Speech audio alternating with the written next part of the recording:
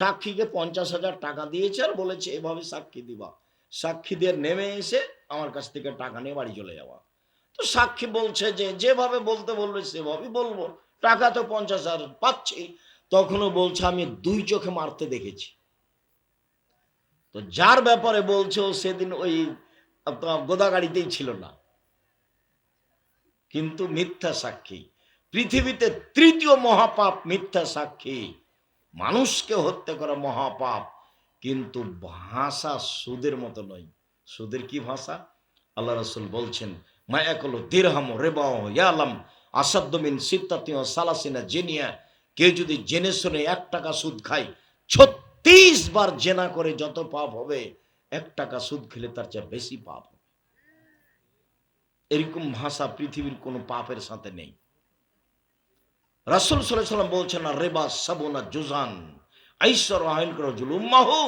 সুদের পাপের 70টি ভাগ রয়েছে, ছোট থেকে বড়, বড় থেকে ছোট। সুদের পাপের 70টি ভাগ রয়েছে, ছোট থেকে বড়, বড় থেকে ছোট। সবচেয়ে ছোট পাপ হলো মার সাথে জেনা করলে যেমন পাপ হয়, সুদ। এর নাম সুদ। ব্যাংক থেকে টাকা উঠিয়েছেন ব্যবসা করার জন্য, কিস্তি তুলেছে তোমার বউ, কিস্তি তুলেছে তোমার মা হস্তিনী। ওকে মা বলিও না, ওকে খালা বলে ডাকো।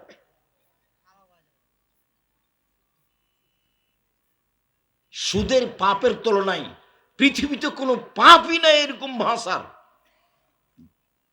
অবাক হতে হয়, শিরক মহাপাপ কিন্তু ভাষা এরকম নয়। বাপ মায়ের অবাধ্য চলা মহাপাপ কিন্তু ভাষা এমন নয়। মানুষকে হত্যা করা মহাপাপ কিন্তু ভাষা এমন নয়। আল্লাহ রাসূল বলছেন কে যদি জেনে শুনে 1 টাকা সুদ খায়, 36 বার জেনা করে যত পাপ হবে, 1 টাকা সুদ খেলে তার চেয়ে বেশি পাপ হবে। আল্লাহ রাসূল বলেন সুদের পাপের 70টি ভাগ রয়েছে, ছোট ভাগ হলো মার সাথে জেনা করলে যেমন পাপ হয়, এর নাম সুদ। রাসূল সাল্লাল্লাহু আলাইহি সাল্লাম প্রত্যেক দিন 5 ওয়াক্ত সালাতে সালাম ফেরার পূর্বে বলতেন আল্লাহুম্মা ইন্নী আউযু বিকা মিনাল মা'সামি ওয়াল মাগরাম। আল্লাহ তোমার কাছে বাঁচতে চাই বড় পাপ হতে, আল্লাহ তোমার কাছে বাঁচতে চাই ঋণ কর্জ হতে, আল্লাহ তোমার কাছে বাঁচতে চাই বড় পাপ হতে, আল্লাহ তোমার কাছে বাঁচতে চাই ঋণ কর্জ হতে, আল্লাহ তোমার কাছে বাঁচতে চাই বড় পাপ হতে, তোমার কাছে বাঁচতে চাই ঋণ কর্জ হতে। ব্যাংকে লোন নেওয়াই মানেই সুদ। লোন নিবা কেন? চকলেট বিক্রি করে খাবা। আমি চকলেট বিক্রি করতে বলেছি এর অর্থ এই নয় যে চকলেট বিক্রি করেই খেতে হবে। আমি বলেছি চকলেট বিক্রি মানে সবচেয়ে কম পয়সার ব্যবসা, যাতে করে ব্যাংক থেকে লোন নেওয়া লাগবে না। কম থেকে কম পয়সার ব্যবসা করো, রুজি হবে ইনশাআল্লাহ। যেটুকু বলছিলাম, সুদ যত বড়ই পাপ হোক না কেন, কোটি কোটি টাকা মানুষ সুদ খেয়েছে, রাতে বলছে আল্লাহ আমি সুদের পাপ বন্ধ, লেনদেন বন্ধ করলাম, তুমি আমাকে মাফ করো। আজ থেকে আমি জিন্দেগিতে আর কোনোদিন সুদ খাবো না। ইচ্ছা করলে আল্লাহ ক্ষমা করে দিবেন। কেন? এই পাপ কার সাথে জড়িত? আল্লাহর সাথে জড়িত। তুমি যে দোকানে বসে আড্ডা পিটে আর একজনের বদনাম করলে, তুমি তো বলো আমার চাচা মানুষই নয়, কি নিয়ে তোমার চাচার সাথে গন্ডগোল বেঁধে গেছে? সেই যে চাচাকে একবারে ধুইয়ে ফেলছো আর বড় ভাইকে হিসাব নাই, দিন রাত বদনাম করেছে। মুখ বন্ধ রাখবে আজকের পরে। এই ছেলে, পশু প্রাণীর মতো থাকো কেন? মানুষের বদনাম করো কেন? মানুষ তো আমাকেও গালি দেয়। গালি দেয় মানে কি? আমার মা দিয়ে শুরু করে, দিয়ে যখন শেষ করে তখন আমি আবার রিং দিয়ে বলি ভাইজান টাকা কি মোবাইলের শেষ হয়ে গেছে? আর মনে হয় কিছু গালি ছিল, আপনি বা থাকলে ওটা দিয়ে নেন, আরো কিছু বলার থাকলে বলে নেন। আমি কোনোদিন কারো কথা গায়ে নি না। ওর কথা, ওর বদনাম, ওর গিবাত আর আমার গায়ে কোনো কাজ করে না। আমার জীবনের ত্যাগ, মানুষের প্রতিশোধ নেব না। আমাকে বলছে আব্দুল হাফিজ চেয়ারম্যান দেবীনগরের, ও আমার ক্লাস ফ্রেন্ড, শেষে বেঞ্চে বসত। তো বলছে আপনি আব্দুল রাজাক একটা কথা কি বল, তো বলছি যে তোদের যে গ্রামের রাস্তা নিয়ে একটু ঝামেলা। তখন আমি বলছি ভাই তুই যা, আমাদের যখন বাড়ির সামনে যাবি তখন রাস্তা ওইভাবে নিয়ে চলে যাবি, আবার এইভাবে আসবি, ভিতরে চলে যাবে আবার আসবি, কোনো আপত্তি নেই, আমার কোনো আপত্তি নাই। আর যদি বলিস যে কি করতে হবে, বলে তাহলে এন্তাজ মেম্বার যেটা বলবে সেটাই করিস। বলে তোরা আসবি না? বলে আমরা এইসব সামাজিক বৈঠকে যাই না, এসব কাজে যায় না, যা ভালো লাগবে করব। আমার বাপ বলেছে যে ছেলের ভাগ্য কি আমি নিয়ে এসেছি? ছেলের জন্য চিন্তা করতে হবে কি করে খাবে না খাবে। আমার বাপ আমাদের জন্য চিন্তা করতেন না, আমি নিজেও আব্দুল্লাহ, আব্দুর রহমান, আব্দুর রহিমের জন্য চিন্তা করি না। ওরা দুনিয়াতে এসেছে ওদের তাকদির নিয়ে এসেছে, কি করে ওরা খাবে উপরওয়ালা জানে। প্রতিশোধ নিব না, আর কারো পিছে পড়বো না, বদনাম করব না, যে কোনো মূল্যে যা হবে হবে। বদনামে রাজি নই, মুখ খুলতে রাজি নই। শুনুন,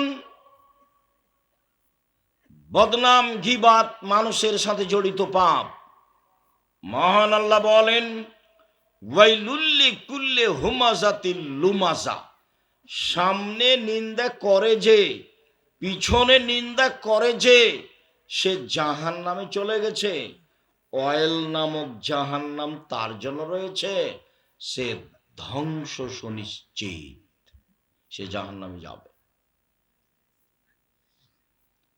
জুবাইর ইবনে মুতঈম রাদিয়াল্লাহু তাআলা আনহু বলেন রাসূল সাল্লাল্লাহু আলাইহি সাল্লাম বলেছেন লা ইয়াদখুলুল জান্নাতা কাত্তাত ওয়া ফি রিওয়ায়াতিন দাম্মাম, চগলখড়ি করে যে, এখানের কথা ওখানে লাগাই যে, ওখানের কথা এখানে লাগাই যে, বদনাম করে যে, গীবাত করে যে, চগলখড়ি করে যে, সে জান্নাতে যাবে না, সে জান্নাতে যাবে না।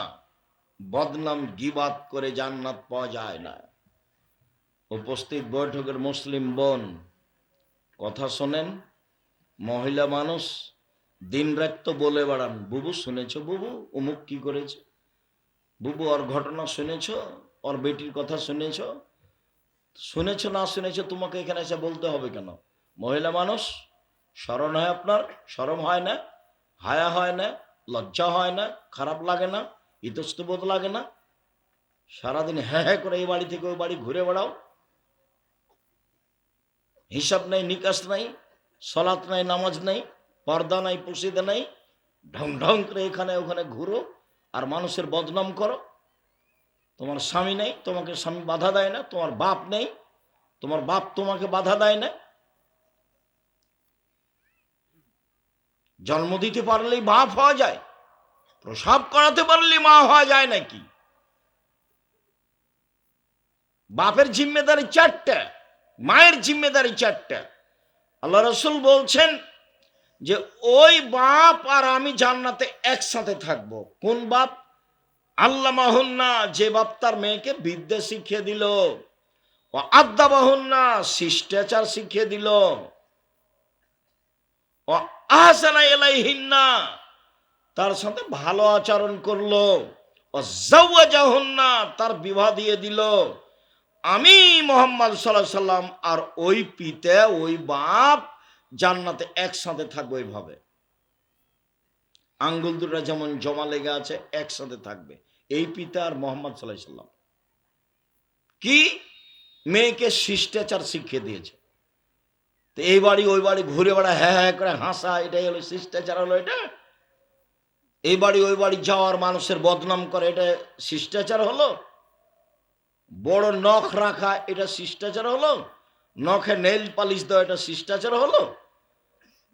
ইহুদি খ্রিস্টানদের পতিতালয়ের মেয়েরা নখে নেইল পালিশ দেয়, ইহুদি খ্রিস্টানদের পতিতালয়ের মেয়েরা নখে নেইল পালিশ দেয়, ইহুদি খ্রিস্টানদের পতিতালয়ের মেয়েরা নখে নেইল পালিশ দেয়।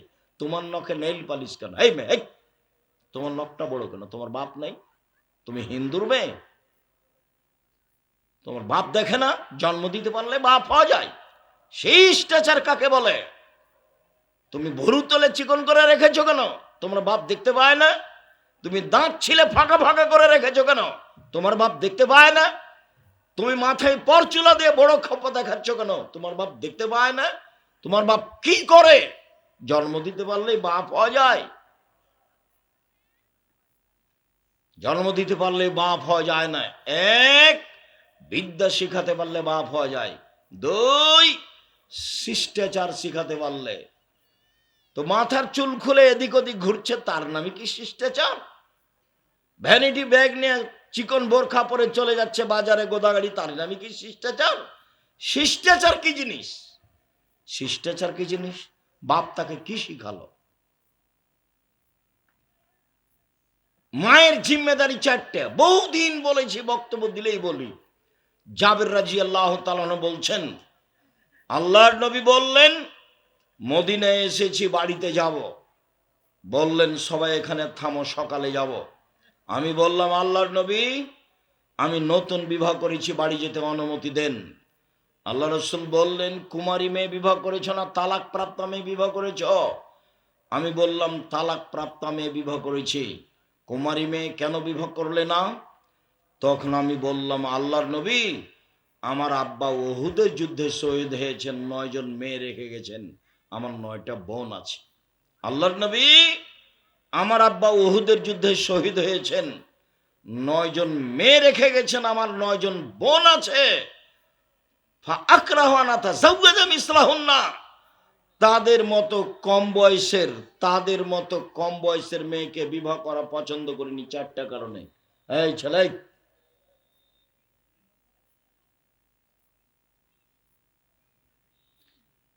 আমার বোনদের মতো কম বয়সের মেয়ে বিবাহ করতে চাইনি আমি 4টা কারণে। এক, লিতুয়াল্লিমাহুন্না, আমার স্ত্রী যেন আমার বোনদেরকে বিদ্যা শিখাতে পারে। 2, লিতুআদ্দিবাহুন্না, আমার স্ত্রী যেন আমার বোনদেরকে শিষ্টাচার শিখাতে পারে। 3, লিতুরাজ্জিলাহুন্না, আমার স্ত্রী যেন আমার বোনদেরকে সাজগোজ করে পরিপাটি করে রাখতে পারে। 4, লিতাকুমা আলাইহিন্না, আমার স্ত্রী যেন আমার বোনদেরকে পাহারা দিতে পারে, তার নাম মা। মা কাকে বলে? 1, বিদ্যা শিখাতে পারে বাচ্চাকে। 2, শিষ্টাচার শিখাতে পারে। 3, সাজগোজ করে পরিপাটি করে রাখতে পারে। 4, বাচ্চাকে পাহারা দিতে পারে, তার নাম মা। এবার তুমি বলো,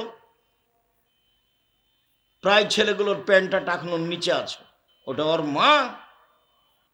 বাপে বিবাহ দিয়েছে, স্বামীর কাছে গেছে, তাই বাচ্চা হয়েছে। ও তো জানে না মা কাকে বলে। ও তো দরজাটা বন্ধ করতে জানে না। এই ছেলে, তোমার মা দরজা বন্ধ করতে জানে না, তোমার মা জানালা বন্ধ করতে জানে না, তোমার মা ভাতের পাতিল থেকে ভাত বের করতে জানে না, তোমার মা গামলা থেকে ভাত উঠে দিতে জানে না। শুনুন, এর নাম ইসলাম, মানে মেনে নেওয়া। যে মেনে নেয় তার নাম মুসলিম। একটা কাজ ব্যক্তিগতভাবে চলে না, সব নিয়ম দিয়ে চলে। যে ধর্মে 1 গিলাস পানি পান করতে 5টা বিধান লাগে, সেই ধর্ম কি পীর দিয়ে চলে? সেই ধর্ম কি বড় হুজুর দিয়ে চলে? সেই ধর্ম একজন মানুষ দিয়ে চলে, যার নাম মুহাম্মদ সাল্লাল্লাহু আলাইহি সাল্লাম। শুইলে ডান কাতে শুইতে হয়, এর নাম রাসূলের নীতি। দোয়া পড়ে শুইতে হয়, এর নাম রাসূলের নীতি। ঘুমের ঘোরে স্বপ্ন দেখে যদি খারাপ লাগে, তাহলে 60 পরিবর্তন করতে হয়। বাম দিকে 3 বার থুতু ফেলতে হয়, নাউজুবিল্লাহ বলতে হয়, অজু করে 2 রাকাত সালাত আদায় করতে হয়। খারাপ লাগলে কাউকে বলতে হবে না, তাহলে এমনিতে মিটে যাবে। আর স্বপ্ন যদি খুব ভালো লাগে, তাহলে কারোর সামনে বলা যায়, এর নাম ইসলাম।